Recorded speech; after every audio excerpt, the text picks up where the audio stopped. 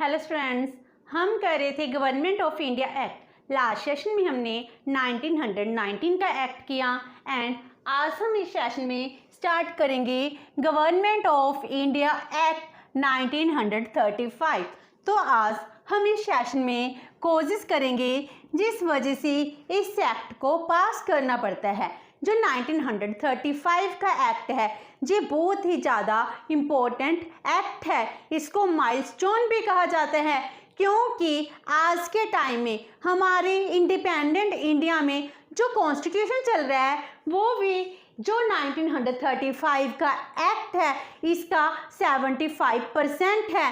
तो इस तरह हमारे कॉन्स्टिट्यूशन में जो कुछ भी लिखा गया है इससे ही ऑलमोस्ट डिराइव किया गया है। जो 1935 का एक्ट है जी इंडिया में 1935 से लेकर जो 1950 है, जब तक हमारा कॉन्स्टिट्यूशन इम्प्लीमेंट नहीं होता तब तक इसी के अंडर ही हम काम करते हैं। हमारा एडमिनिस्ट्रेशन है इसी के थ्रू ही रन होता है। तो इसके जो कॉजेस हैं या फिर रिस्पॉन्सिबल फैक्टर्स हैं जिस वजह से जो 1935 का एक्ट पास करना पड़ता है, आज हम वो करते हैं। 1935 का एक्ट पहले कौन सा था? 1919 का एक्ट। इसके बाद 35 का एक्ट आता है। इन बिटवीन जो नेशनल मूवमेंट्स थी वो चल रही थी जिसमें हम पूर्ण स्वराज की डिमांड कर रहे थे। हम चाहते थे इंडिया को सेल्फ रूल करने का राइट मिलना चाहिए। इसीलिए हम 19 से लेकर 35 तक बहुत ज़्यादा अपने एफर्ट्स करते हैं जिस वजह से हम इंडिपेंडेंस की डिमांड करते हैं। तो ये सब कॉजेस बन जाते हैं जिस वजह से 35 का एक्ट है पास करना पड़ता है। तो जो 19 से लेकर 35 तक इवेंट होते हैं वो ही इसके कॉजेस बन जाते हैं। तो सबसे पहला कॉज क्या बन जाता है? जो इसका प्रीवियस एक्ट है उसके डिफेक्ट्स। तो 1919 के एक्ट के डिफेक्ट्स क्या थे? जैसे प्रोविंसेस में जो डायरकी सिस्टम है इसको इस्टेब्लिश किया गया था, जबकि प्रोविंसेस नहीं चाहते थे।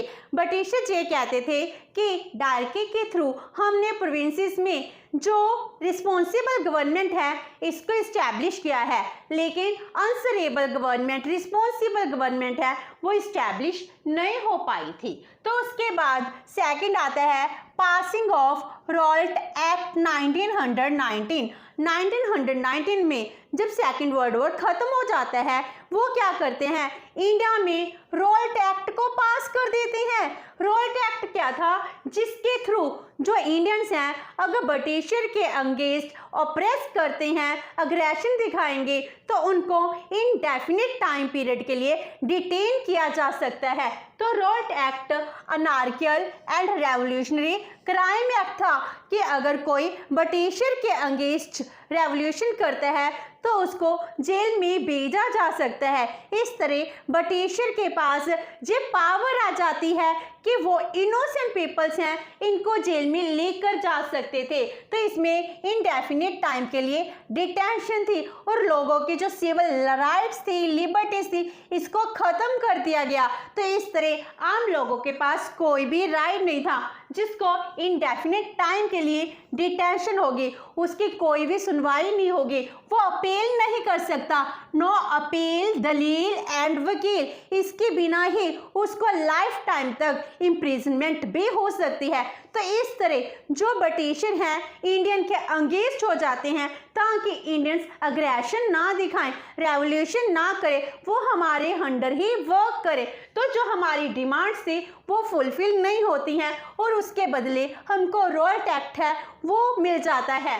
एंड इसके अगेंस्ट हम क्या करते हैं? हम पीसफुल रेवोल्यूशन करते हैं, हम पीसफुली मीटिंग्स करते हैं, कॉन्फ्रेंसेस करते हैं जिसके थ्रू जे एक्ट है इसको पास ना किया जाए। इसके लिए महात्मा गांधी जी हैं वो भी क्या करते हैं? वायसराय को एक लेटर लिखते हैं जिसमें कहते हैं जो रॉल्ट एक्ट है आप इस पर साइन मत कीजिए, लेकिन उसको पास कर दिया जाता है। तो दिल्ली है, अहमदाबाद है, इसके अगेंस्ट स्ट्राइक होती है जिसमें वायलेंस भी हो जाती है, लाठी चार्ज भी हो जाता है। इसी तरह जो पीसफुल असेंबली है वो पंजाब में भी होती है। पंजाब में जलियांवाला बाग है अमृतसर में, वहाँ पर जलियांवाले बाग में अप्रैल 1919 जो वैसाखी का त्यौहार था, इस दिन आम लोग इकट्ठे होते हैं।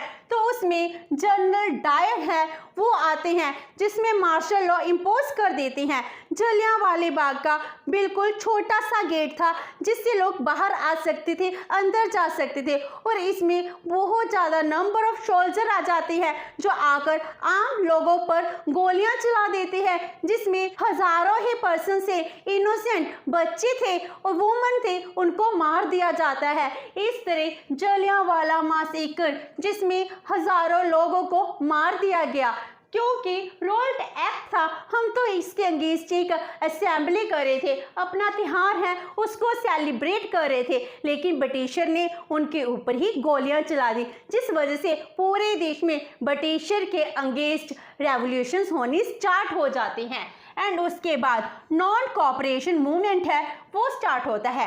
ये इंसिडेंट अप्रैल 1919 में होता है और दिसंबर 1920 में नॉन कोऑपरेशन मूवमेंट होता है। नॉन कोऑपरेशन मूवमेंट में क्या था कि हम जो ब्रिटिशर हैं, ब्रिटिशर के अगेंस्ट है, हम इनसे कोई भी कोऑपरेट नहीं करेंगे, इनके जो भी रूल्स हैं हम इनको नहीं मानेंगे, हम इनको कोई भी टैक्स नहीं देंगे। तो इसमें हिंदू मुस्लिम सब इकट्ठे हो जाते हैं, जिसमें फॉरेन गुड्स थी इसका बायकॉट कर रहे थे। जो स्वराज है, हमारे घर में बनी हुई प्रोडक्ट है, स्वदेशी हैं, उन प्रोडक्ट को ही हम यूज करेंगे। इस तरह नॉन कोऑपरेशन मूवमेंट है वो स्टार्ट हो जाती है, जो पूरे इंडिया में फैल जाती है। After that establishment of Swaraj party इन 1923।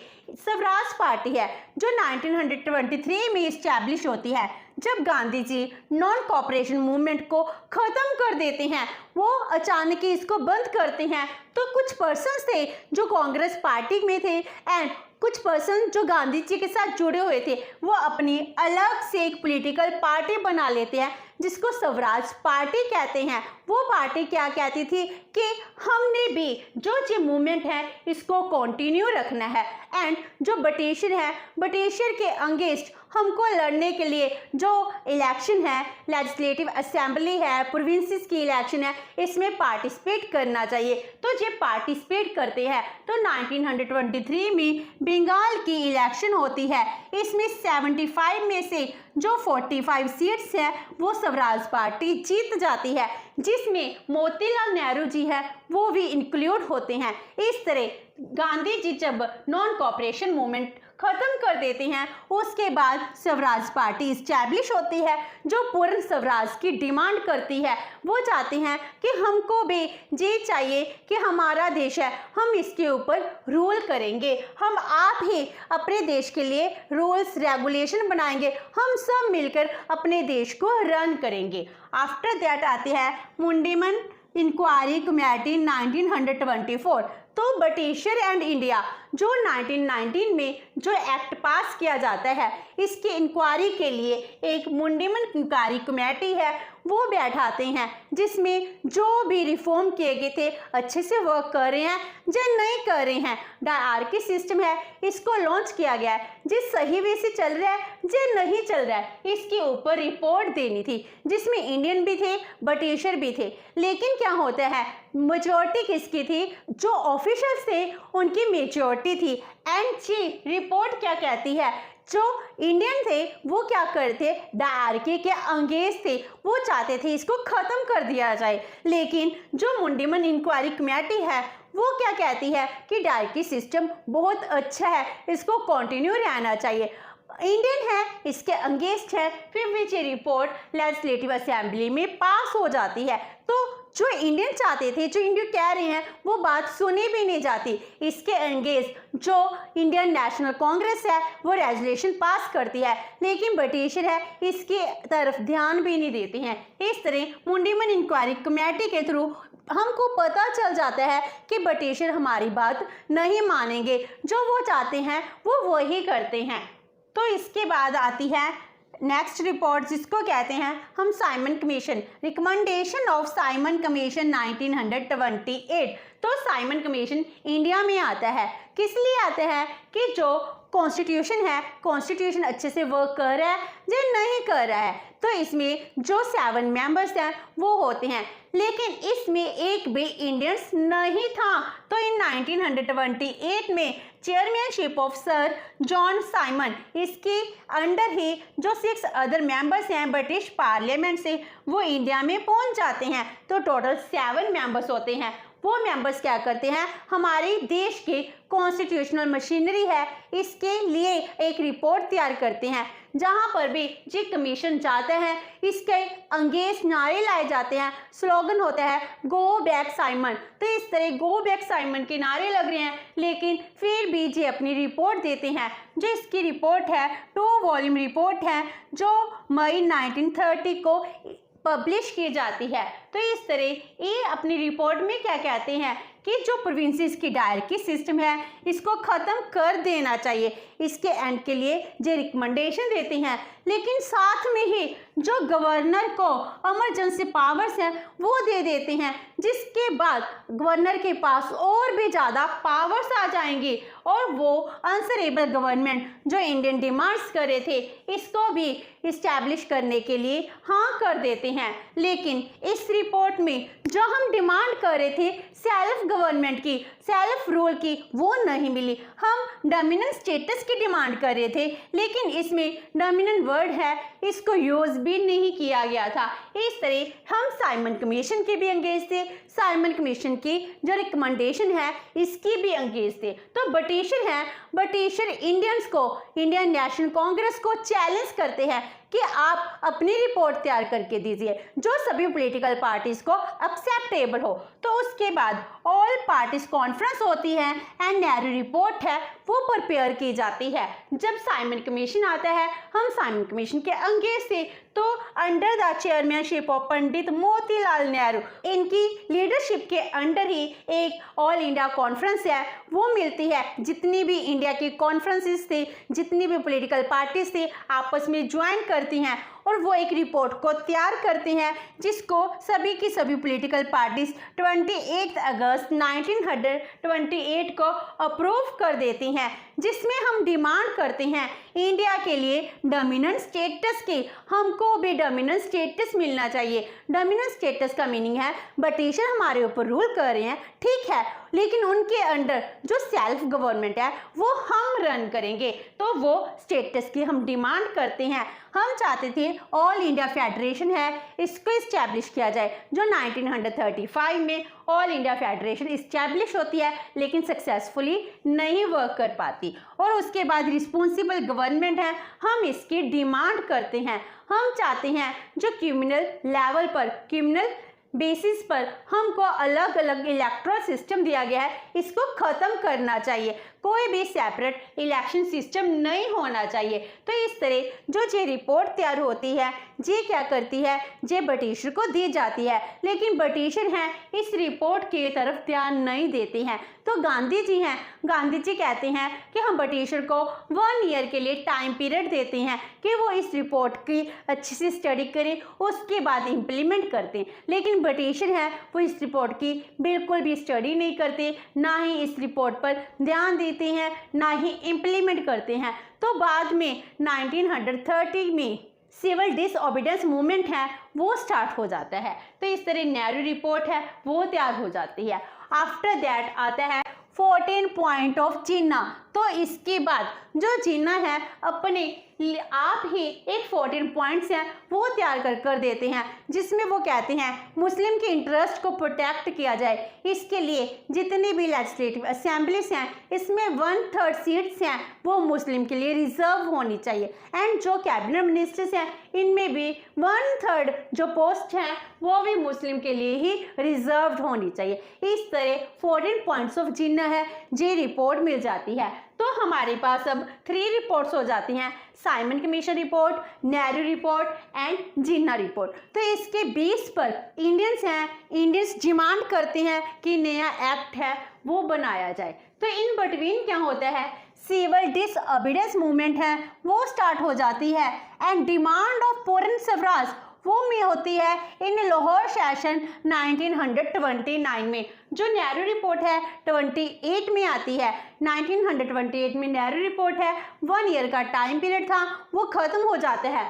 तो 1929 के लाहौर सेशन में अब हम डोमिनियन स्टेटस की डिमांड नहीं करते, हम कहते हैं हमको फुल इंडिपेंडेंस चाहिए, एब्सोल्यूट इंडिपेंडेंस चाहिए, पूर्ण स्वराज की हम डिमांड करते हैं। लेकिन ब्रिटिशर ये बात भी ध्यान नहीं देते हैं, तो हम इसके अगेंस्ट सिविल डिसओबीडियंस मूवमेंट है वो स्टार्ट कर देते हैं इन 1930। जब ब्रिटिशर इंडियंस के सॉल्ट पर भी टैक्स इम्पोज कर देते हैं, तो इसको खत्म करने के लिए हम सिविल डिसओबीडियंस मूवमेंट है वो स्टार्ट कर देते हैं। और उसके बाद फर्स्ट राउंड टेबल कॉन्फ्रेंस होती है नवंबर 1930 से लेकर जैन 1931 तक। तो जो फर्स्ट राउंड टेबल कॉन्फ्रेंस थी इंडिया में नहीं होती, ये कहाँ पर होती है, ब्रिटिश में होती है, इंग्लैंड में, जहाँ पर हाउस ऑफ लॉर्ड्स था उसका अपर हाउस है, वहाँ पर जे फर्स्ट राउंड टेबल कॉन्फ्रेंस की जाती है, जिसमें इंडियंस हैं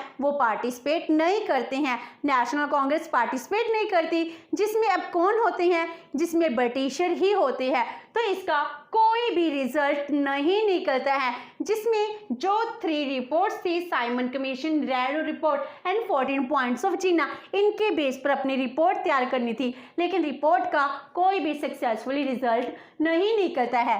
तो उसके बाद गांधी इरविन पैक्ट 1931 साइन होता है। तो ये पैक्ट क्या था, first round table conference successful नहीं रहती, तो उस टाइम जो लॉर्ड इरविन थे, वाइस राय ऑफ इंडिया, वो क्या कहते हैं, वो कहते हैं अगर इस टाइम हम गांधी जी को मिलेंगे, इंडियन नेशनल कांग्रेस में सबसे इन्फ्लुएंस करने वाली अगर पर्सनैलिटी है तो वो कौन है, गांधी जी हैं। तो वो गांधी जी से मिलते हैं, जिसमें वो कहते हैं कि हमको मिलकर आपस में बात करनी चाहिए, उसके बाद ही किसी रिजल्ट पर हम पहुंच सकते हैं। तो उस टाइम गांधी इरविन पैक्ट है वो साइन होता है 1931 में, जिसके थ्रू जो हम इंडियंस डिमांड करते हैं कि जो सिविल डिसओबीडियंस मूवमेंट था, इसमें जितने भी नेशनलिस्ट हैं इनको अरेस्ट किया गया है, इनको फ्री कर दिया जाए, वो मान जाते हैं। और इसके बदले गांधी जी ये मानते हैं कि जो सेकंड राउंड टेबल कॉन्फ्रेंस होगी हम इसमें पार्टिसिपेट करेंगे। तो इस तरह गांधी इरविन पैक्ट है वो साइन हो जाता है। तो उसके बाद आती है सेकंड राउंड टेबल कॉन्फ्रेंस सितंबर 1931 में, जिसमें इंडियन नेशनल कांग्रेस की तरफ से जो गांधी जी हैं वो क्या करते हैं, पार्टिसिपेट करते हैं, और जो मुस्लिम लीग है ये भी पार्टिसिपेट करती है। इसमें हम ये डिमांड करते हैं कि जो कम्युनल अकॉर्ड दिया गया है इस बेस पर इलेक्शन नहीं होनी चाहिए, लेकिन मुस्लिम लीग थी वो कह रही थी मुस्लिम के लिए सेपरेट इलेक्टोरेट होना चाहिए। इस तरह जो सेकंड राउंड टेबल कॉन्फ्रेंस है ये भी सक्सेसफुल नहीं होती है, आपस में डिस्प्यूट हो जाते हैं, जिसके बाद गांधी जी वापस इंडिया में आ जाते हैं, और इंडिया में वापस आने के बाद अपना जो सिविल डिसओबीडियंस मूवमेंट है इसको रीस्टार्ट कर देते हैं। और उसके बाद कम्युनल अकॉर्ड है 1932 में जे पास हो जाता है। इसमें ब्रिटिशर पीएम थे Lord Ramsay McDonald.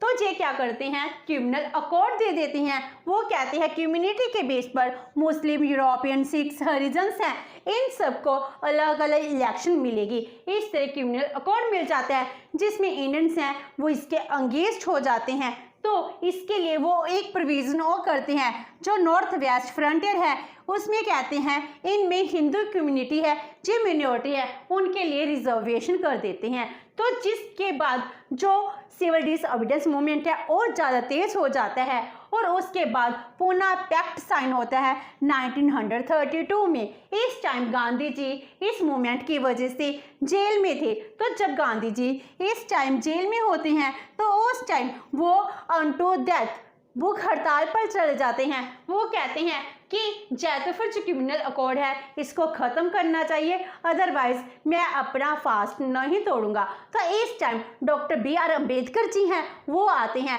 Gandhi ji को जेल में मिलते हैं जो पूना की जेल में थी। वहाँ पर आकर वो कहते हैं जो हरिजन है, डिप्रेस्ड क्लास है और हिंदूज है, ये दोनों साथ मिलकर इलेक्शन लड़ेंगे।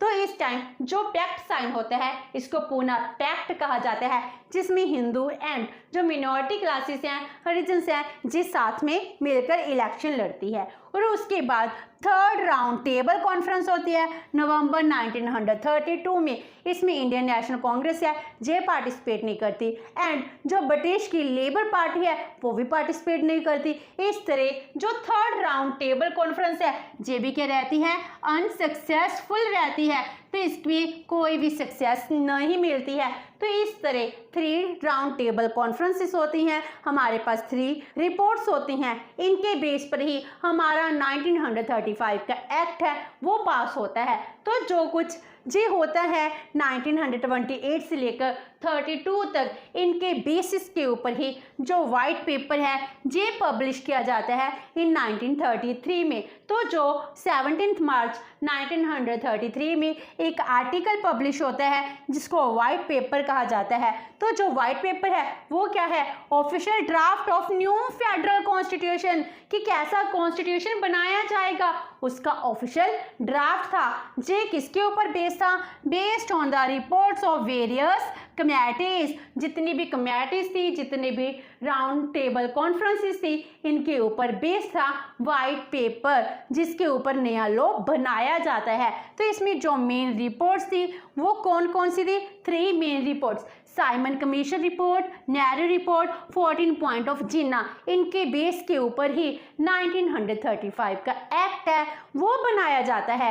एंड इसमें क्या थी, plus first round table conference report होती है, second round table conference report and third round table conference report. इस तरह 3 रिपोर्ट्स होगी, जो Simon commission, Nehru report and 14 points of Jinnah plus 3 times 3 round table conferences होती हैं, इनकी रिपोर्ट हो जाती है। तो इनके बेस के ऊपर जो वाइट पेपर इशू होते हैं उन्हीं के ऊपर बेस्ड होता है 1935 का एक्ट। तो ये सब कॉजेस बन जाते हैं जिस वजह से 1935 का एक्ट पास होता है, जिसके थ्रू इंडियंस को एडमिनिस्ट्रेशन में पार्टिसिपेट करने का राइट मिलता है। हमारी जो डिमांड्स हैं सभी तो नहीं फुलफिल होती, लेकिन कुछ हद तक फुलफिल हो जाती हैं। तो आज हमने इस सेशन में इसके कॉजेस किए हैं, नेक्स्ट सेशन में हम इसके प्रोविजंस और फीचर्स करेंगे। होप सो कि आपको ये सेशन अच्छा लगा होगा। अगर आपकी कोई क्वेरी है तो post it in the comment box, and video अच्छी लगी तो please like and share your friends. Thank you so much and have a nice day.